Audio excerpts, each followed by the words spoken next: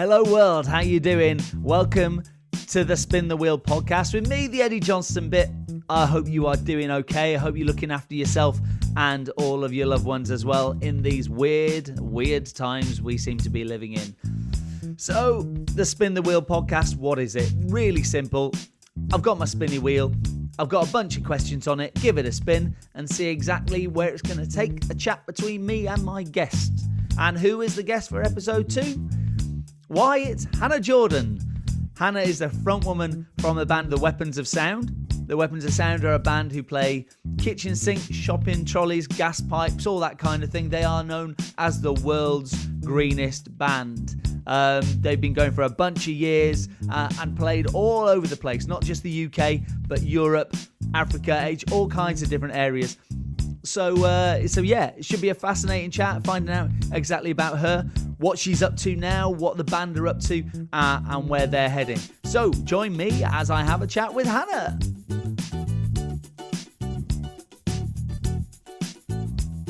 Hey Hannah, thanks for joining me here at Spin the Wheel. How are you doing? You all right? Well, am I the first guest on Spin the Wheel? Not the first. No, you are not my guinea pig.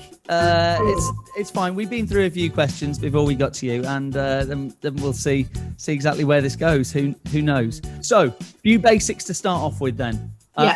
I worked out the other day that I met you in 1994. It's been a very long time that we've known each other. Something along those lines, 94, 95, round about then. And for those people who don't know Hannah is the fabulous front woman from Weapons of Sound. I don't know. Hey, I'm going with it. It's my podcast. That's what I say. You've got to deal with it. All right. How long have you been with WAS now? I joined in 1994, so that's kind of like a year after it started. Yeah. So, I've been in it for about 5 years. Just a couple, you've been in it a minute. And outside of your entertaining life, what do you do for a living? I am a youth worker, so I work with young people that are between kind of 11 up to 25. So in my experience, I've worked with young people that are on the autistic spectrum, and then youth arts work, and then youth music, and having a say, UK Youth Parliament, lots of different things. But yeah. Based down in Plymouth? Yes. But not originally from Plymouth? No, because I was born in Surrey, and then I moved to North Devon when I was about 3. Because my parents did the whole good life thing, and so I had a lovely childhood around goats and sheep and awesome cornfields. Tom and Barbara, yes, thank you very much. Plymouth, just after kind of an art course when I was about kind of 18, 19, and then I've been in Plymouth ever since. And for those people who don't know, the Weapons of Sound are... Weapons of Sound is a junk percussion band. We make music out of anything metal, anything plastic. We've got different sort of tastes in the band and people. And it's all just a load of rubbish. It is, and it's kind of rhythms and layers of sounds to make something quite different. Different. Let's go with different. Eco-friendly, different. Speaking of different, Hannah, are you ready to spin the wheel? I'm going to spin the wheel a few times. Here it is. Here's my wonderful wheel in the background. There are a bunch of questions on there, 24 questions on there, going from the silly to the serious. Who knows exactly which way this is going to go? Big spin to start off with. You ready? Here it goes. Spin it. What have we got? If you could make a support bubble for a current celebrity, who would that be? Ooh. Straight in there with the topical reference point. Thank you very much. Thank you. That's as topical as I'm going to get, probably. Well, Edi Johnston from the Edi Johnston Bit, I mean, I think would be... That's a given. We're moving on from that. Yep, that's standard. I'm sort of like torn between wanting a comedian. Okay, keeping you entertained. But I think in my support bubble, I would have to have Sir David Attenborough. Ooh, a good choice. I think that it just endlessly he would talk about what he's seen, and in a really good way, what he's seen and his experiences. I think also you'd be able to get health and knowledge. Do you think also you'd be able to get him to just maybe talk through and describe all the things he's doing as he goes about the house? Yeah, because he's got one of those voices that just soothes, doesn't it? No matter what it is that he's talking about. Yeah, he would tell some amazing stories, and I think I'd probably ask him a lot about the blue planet, because I've been snorkeling in Egypt and Mexico, just thinking this is a whole different world. This is a planet. This is quiet, but everything's so, like, some of it's untouched and some of it's kind of ruined by humans. Plus, can I also add, it would probably help, because he is a national treasure, knowing that he was being looked after and he was being cared for, would put my mind at ease, because let's put it this way, Sir David, he's not getting any younger, and he's not. We keep on pushing through, and hopefully year by year he'll continue to stay as sprightly as he is. I just think that I would never be bored, and I would always be quite inspired with every story he came out with. Right, spin number 2. Here it goes. Okay, number 19. It says, what's your favourite way to travel? Ooh. See, these questions that come out from all kinds of different places. Who knows which way it's going to go? So every day, so I don't actually drive, but I spend a lot of time on the bus, which is obviously very eco-friendly, and it's great to be on the bus because I can kind of sit there and watch, or I can watch people, which is the best thing to do ever. I can also like listen to podcasts, music, but then I do like to be on the water as well, and I'm yet to get my inflatable kayak out that I queued up for. Did you buy it in the middle Isle of Aldi by any chance? No. Not in the middle aisle. No, it's like the middle aisle of fate, isn't it? I mean, I've walked out of Aldi with bare grips for my feet. Absolutely. I'm like, well, we don't really have snow that much. No. You go in for carrots and you end up walking out with a kayak. That's kind of the way it works, isn't it? Yeah, walk out with a kayak, but not feeling like you've been done. No. Feeling actually, no, I will need that. I will need the chainsaw. There are many people on this earth who walk back in with carrying various different accoutrements and then have to try to have a conversation with their other half. Strangely enough, I've got a song about it. But anyway, you can check my YouTube for that. That wasn't intentional. I didn't mean to bring it that way. Favourite form of transport? Come on. I've wanted to confess a little bit more about Aldi and Lidl and how I feel and what I've brought and stuff. Anyway, so I do like the bus. Then I do like being on the water. But I think, it's not always very ecological. But you know that moment when you take off in a plane? I knew you were going planes. I knew you were. Just gives me every time. And I know the ecological warrior in you wants to say no, carbon footprint, all the rest of it. But absolutely, but it's still up and away. No. Yeah, there's that moment. It's that moment.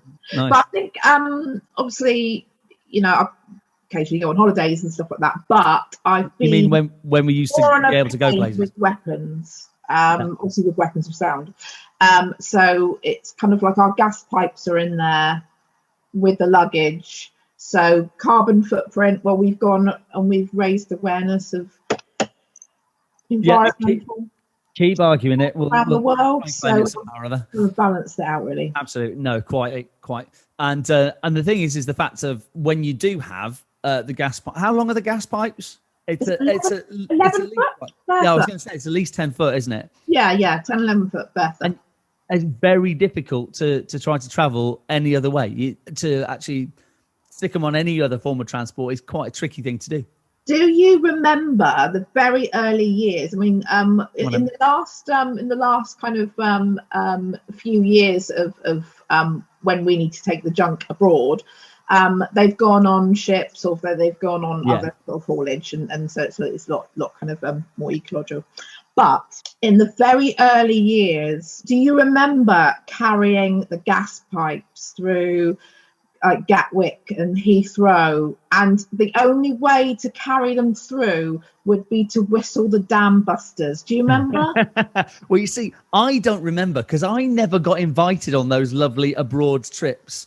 I ended up playing in Worksop and in like Birmingham and at a push. Oh, I might have been able to go to like the Eden Project or something, But no, I never got invited on all those highfalutin travels all over the place. My passport was well and truly British with the weapons. I think. I know. Everyone else reminisces about all these amazing trips. I think I went to Amsterdam. That was the one, and then came back, and that was probably one of the most British trips of all of them. If we had to do that trip in Europe, we drove. Time for another spin. Spin number 3. Here we go. Let's see where it ends up. Oh, number 4. What's your favourite roast? Ooh, my oh my. See, I love the fact that you have to think so long and hard about these, Hannah. You take great consideration over these questions. What's your favourite roast? I think I was brought up kind of, you know, chicken, turkey, pork. Then I moved to the city. Oh, is that what we're calling Plymouth, is it? Okay, yeah, I moved from the big city. From Cholmondeley, North Devon, into the city, and I discovered carveries. Ah, yes. So, you know, is this the point where you're admitting that you don't have one because you'd rather have 3? Is that what we're saying? I wouldn't have 3. I would go for either pork or gammon and turkey. Okay. Turkey and gammon or turkey and pork. And what essential accoutrements are we adding to that roast? Because obviously it's not just the meat. What's the essential 2 or 3 things that go alongside? You've got your Yorkshires, cauliflower cheese. Oh, yeah. I mean, I'm a little surprised by the fact you went cauliflower cheese that early on. I'd have probably. I know. Usually on the menu it's like an added extra, but I'm exactly. No, put it on. Okay. And then obviously your roast potatoes, carrots, like runner beans. You've got your gravy as well. See, I'd have gone gravy early doors within my descriptions there in terms of essentials, the key items that need to be there. Yeah, but what I've done is like the last bit that makes the roast. What is it? Gravy. Brings it all together. Condiments and gravy. Okay, so this is probably just a bit for me and you. It might get clipped out. I don't know. Haven't decided yet. If you were going to describe the members of the Weapon Sound as parts of a roast dinner, who would be what? Who would be what? Oh my! Who's the meat? I reckon James has got to be the meat, right? James Kimber tends to be the focal point. Whether you want it or not is beside the point. He can either be just like plain, simple, normal, how you're expecting, but then sometimes you got all the trimmings, you got all that. Yeah, he's definitely the meat. So if you haven't seen the Weapons of Sound, James is the guy who plays the sink. Yes, I said sink. And he's always front and center, and tends to drag a lot of the attention. I'd probably put you, Hannah Jordan. I'd suggest you would either be something along the lines of gravy or roast potatoes. I would say, I would certainly say that you're within that importance within the band. You got, it's definitely one or the other. I'd potentially even say gravy on the grounds of you bring everything together. Oh, there we go. Oh. Could that be the biggest compliment I've ever paid you? Possibly so. Okay, right, we're going to move on.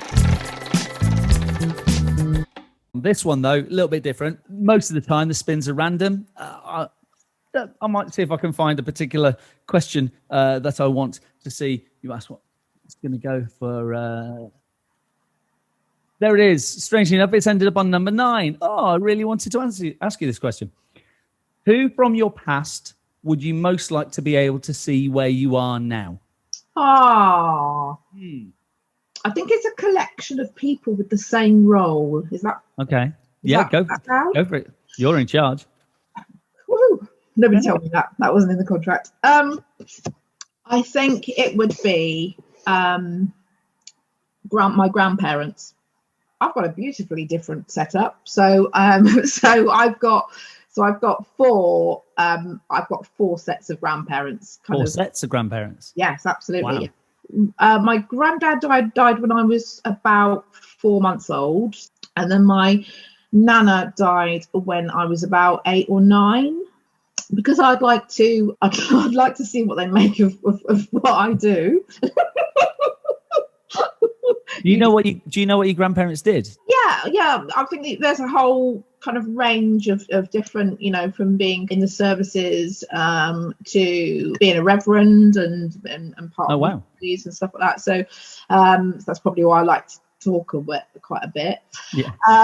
So kind of a range of different backgrounds. But I think I would like to see what they thought of the band and what I do. And I'd also like to really ask them about kind of their life and their history and what was important to them.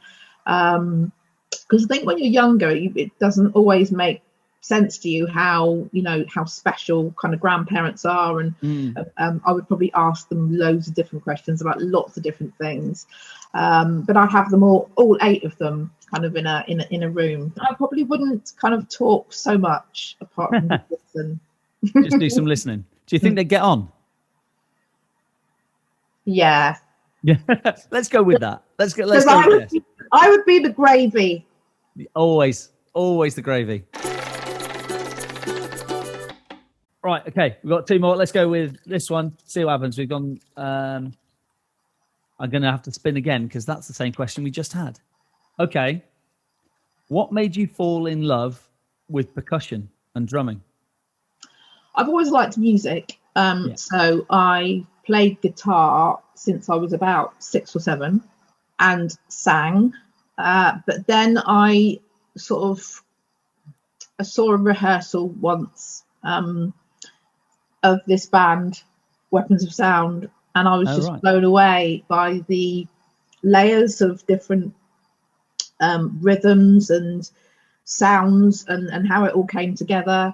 And I sort of got a chance to play along. So you hadn't done any kind of drumming or anything before the Weapons? No. Wow. And I think that's almost like that's part of its part of what appeals to people, I think, as well. I think when people see Weapons of Sound on stage, you're seeing loads of different people, different ages, different backgrounds. Yeah. But we are absolutely united in the fact that we're really passionately, energetically banging these drums, but we're also kind of really up for getting the crowd. Yeah, for just having a good time, right? And let's have a good time. So whether I'm in the audience or whether I'm on the stage, it's just it's kind of really just amazing to kind of connect and to be part of that. Yeah, I mean, I remember it's obviously a band that I've been part of as well for a number of years. And I remember the first time that I saw the band. And like you say, it's not a band that has a particular style of dress. It's not a band that has a particular way of being. There's so many people from so many completely different backgrounds. And it's just that thing of everything all coming together. I can totally relate. I mean, when I joined the band, I didn't even join as a drummer. I joined as a hype man to start off with. I didn't even get a pair of sticks. So were you like on the basses to start off with? Were you right at the back to kick off? I started off on the basses, and then I only sort of moved down to the front to cover chimes, and then deputy sync that I am now. Really. Oh, deputy sync. Okay. Yeah. Okay. I only moved down when some of the people in the band kind of moved away to university and stuff like that. Yeah. So I sort of pushed to the front. I was pushed to the front. Were you pushed, or did you volunteer yourself to that role? I was pushed. I think it's a bit of a gender thing. It was a bit like the chimes was always played by chimes was a girl's job, right? Chimes. I don't know why. It just and then sort of the girls left and then it was like, well, You. Yes. It was really, don't you think, if we think back to the weapons and think back to like back in the day, as we say, yeah, chimes, girls' job, trolley, girls played the trolley, and then bat phones, that was blokes did the bat phones. Yeah. It was really bizarre how everything was complete. So when someone was away, someone else would step in, but there were very much gender-based roles. I don't genuinely no idea why that was. A female on the gas pipes. I know. Let's see how the band has moved with the times. It's Spice Girls, to be honest. Yep. The other glorious thing about the Weapons of Sound has always been the fact that you don't need to be a good drummer. No, exactly. As long as you got a basic concept and don't go completely out of time. Although actually, there's some people in the band who, as long as you don't go completely out of time, then you can have a go and you can join in. Yeah. I mean, I always think that you can have the best musicians, but they don't know how to connect with the audience. And then you can have the worst musicians, but they do know how to connect. Somehow, I always think it's a privilege to be in a band or to go on stage, because it's a bit like people have really looked forward to seeing you and to a night out and when you're in that position. When you're in that position and you got a bunch of people stood in front of you, it's literally a case of, well, we've got two choices here. We can either make it so it's really, really enjoyable or not. Those are the two. It's almost like it's one or the other, isn't it? Yeah, yeah. Right. Last one. You ready? Last spin. Yep. Here we go. We'll give it a big spin this time, see what happens.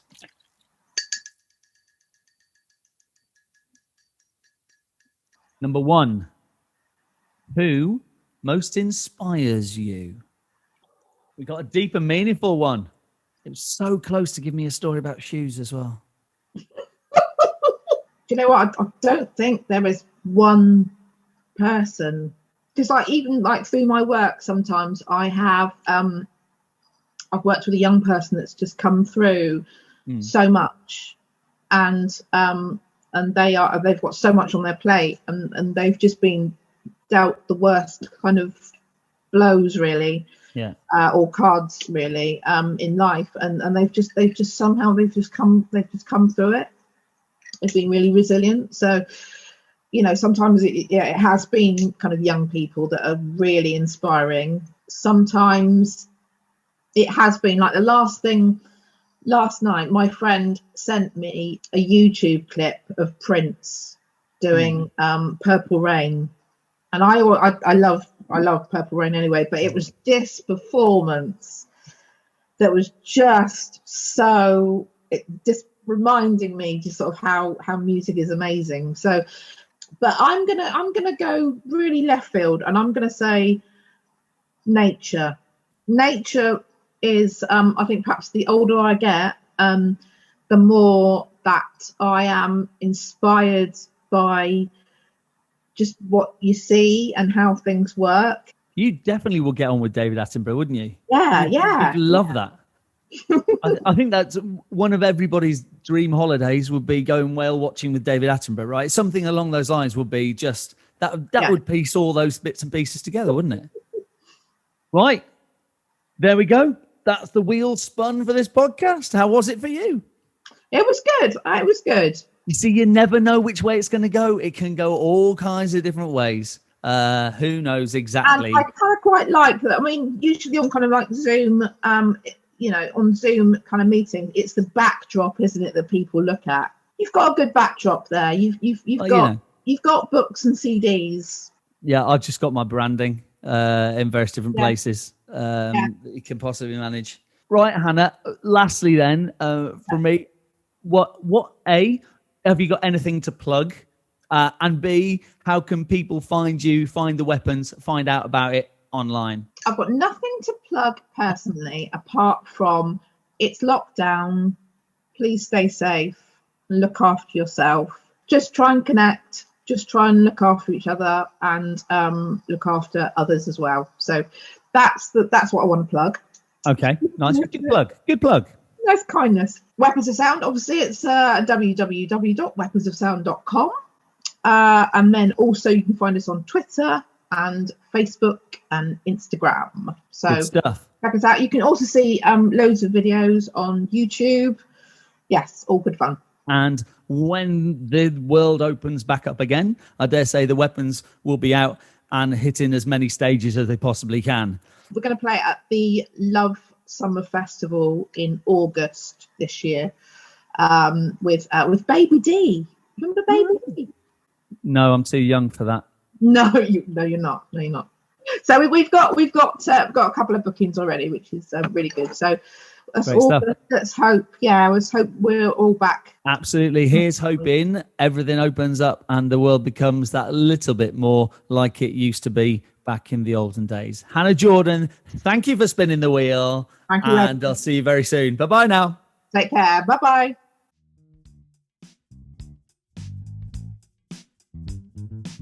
And that was Hannah Jordan. Hannah, thank you so much for having a chat. I hope you enjoyed our little natter.